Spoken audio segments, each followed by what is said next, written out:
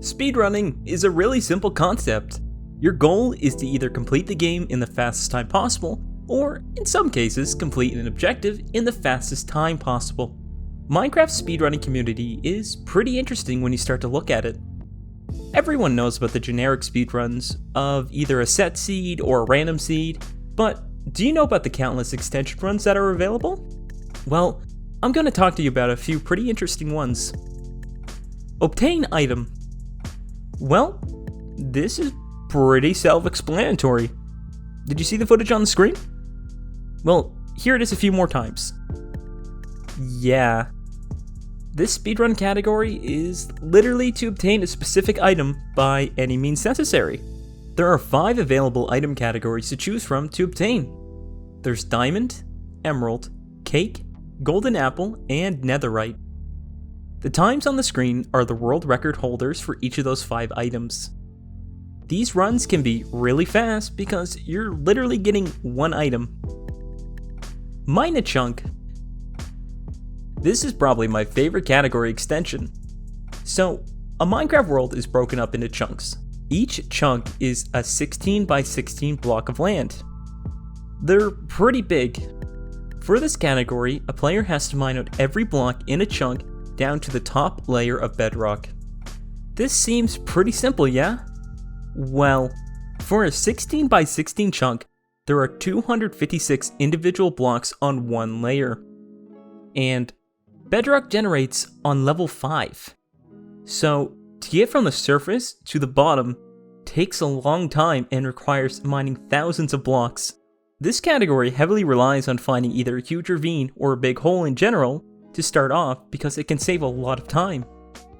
Players also have to prepare by getting resources and food before they start mining. The times for a random seed category are well over an hour, with the runner in first place having a time of 1 hour and 26 minutes. Funny enough, there's also a version of this category for 10 plus people. The one at number 1 was beaten by 31 people in 8 minutes. Yep. 15W14A. For one of the April Fool's snapshots of Minecraft, the game became all about love. You couldn't really harm mobs anymore, everything was shaded pink, and full of hearts. You also couldn't die.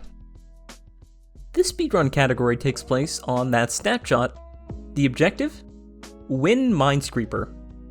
Now, you might be asking, what is Minescreeper? Well, in this snapshot, you can slowly build up a heart meter at the bottom of your screen. Every few seconds when you would normally take damage or deal damage, you instead get 1 heart. When this bar reaches 8 lines of hearts, you're allowed to play Minescreeper. This speedrun requires you to not only get this meter to the top, but to also win the game of Minescreeper. And let me add, getting this bar up takes quite a while because of the cooldown between getting each heart. The first place speedrunner has a time of 22 minutes and 25 seconds. Funny enough, you can apparently kill the Ender Dragon in this snapshot, and there's also a speedrun for doing that. Good on the people for figuring out that one. Full inventory. Dealing with an inventory in Minecraft can be annoying. The longer you play, the harder it can get to try and hold everything. The player's inventory has 27 slots in the pocket and 9 slots on their hotbar, allowing you to hold 36 items total. This category is to get 36 individual items and to hold them all in your inventory. This is a bit harder than you think because if you look at a normal playthrough, the odds are that you don't pick up that many different blocks going through the entire game. You normally keep it well managed and only really get specific blocks that suit you. For this run, the blocks that you can pick up don't matter, as long as they're all individual blocks. So this means that you can't have 36 blocks of dirt in your inventory. So, to get a good time in this run, you need to either spawn in a village, or, more importantly, a really good biome such as a flower forest. The world record for this run has a time of 56 seconds.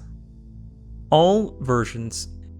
This is the mother of all Minecraft speedruns. It's a simple concept on paper, but in reality, it's a marathon. You have to beat every version of Minecraft as fast as possible, all the way from 1.0 to 1.16 in one sitting. That's 16 different versions of the game, and considering that the way speedrunning evolved over the versions, there are 3 major sections that you have to know. From 1.0 to 1.14, the most efficient way to get to the end was killing Endermen in a desert. From 1.14 to 1.16, the most efficient way was trading with villagers. And from 1.16 and onwards now, the most efficient way, as far as we know, is at least piglin bartering. For this category, knowing how to do each one of these methods individually is very important, and it takes a lot of skill. Now, doing all 16 versions is pretty difficult in its own right. How about doing it in hardcore? Illumina did it. That's right. If you die at any time, you have to reset that specific version of the run. So if you died in 1.8 at the Ender Dragon, you have to restart your 1.8 run. Now, think about how long it takes you to do an average run of Minecraft. I'd like you to guess how long it took to do the hardcore version of this run. It took Illumina 25 hours and 27 minutes to complete every version of Minecraft, for one of the longest, if not the longest, Minecraft speedrunning category. These are just some of the different category extensions for Minecraft. I'd recommend checking them out at speedrun.com. Thanks for watching, and have a good day.